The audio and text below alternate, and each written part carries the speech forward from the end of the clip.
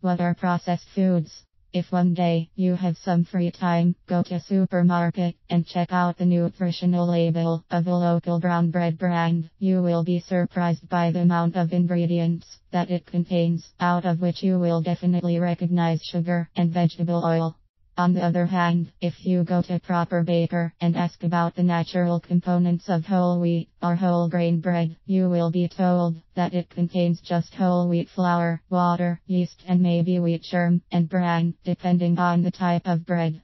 Basically, food processing is a series of procedures that involve physical and chemical alterations, additions, and eliminations to raw foods in order to make it marketable and easily prepared and served. How does it affect my weight? Okay, let's focus for now on weight loss. For now, we will come to health risks later on. If we consume 100 calories of processed turkey, shouldn't it be the same as consuming 100 calories of whole turkey roast? Calories are not made the same. Well, according to the law of thermodynamics, it should be the same. If calories in consumed are more than calories out burned, we add weight. If calories out are more than calories in, we lose weight. Simple, right? Unfortunately, our bodies are more complex than that. Last article 1 discussed how calories are processed differently by our bodies. Scientists discovered that the process of chewing, swallowing, digesting, absorbing, and excreting food actually costs the body some energy. They call it the thermal effect of food theft. On average, we use around 10% of our daily energy expenditure digesting and absorbing food, but this percentage changes depending on the type of food we eat. Protein takes the most energy to digest. 20 to 30% of total calories in protein eaten go to digesting it. Next is carbohydrates, 5 to 10%, and then fats, 0 to 3%. Going back to the turkey example. In the 100 calories of unprocessed turkey roast, the body will burn 30 calories out of the 100 in the process of digesting the fibers and proteins in the turkey meat. So you will actually be consuming 70 calories only. In the case of the 100 calories from processed turkey, where the meat does not contain as much fibers and proteins, the body will burn less energy to digest it. So you will be consuming around 90 calories. So if we consume on average 21 meals per week, wouldn't that make a huge difference? It turns out that calories are not made the same after all. Is processed food bad to my health? Well, here are some of the announced drawbacks of food processing. It affects nutrient density. Processing and altering food causes it to lose many of its nutrients. For example, during the heating process, the vitamin C content is destroyed. Same with other important nutrients. It endangers human microbiome.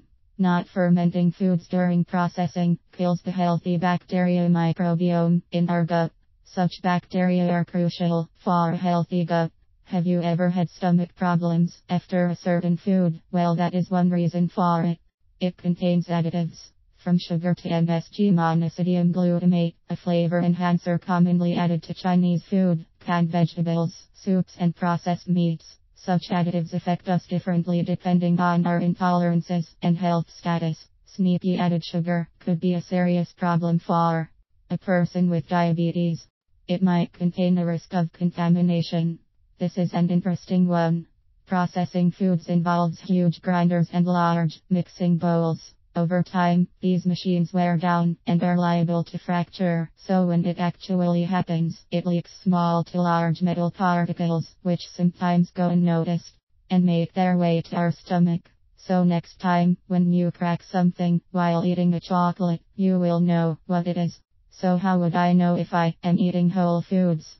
Here are some questions you want to ask yourself when differentiating between whole foods and processed foods. What's on the ingredient list? Don't get tricked into the nutrition facts, which tells you the amount of calories and macronutrients, like the amount of carbs or sugar in that product. Instead, check the ingredients list.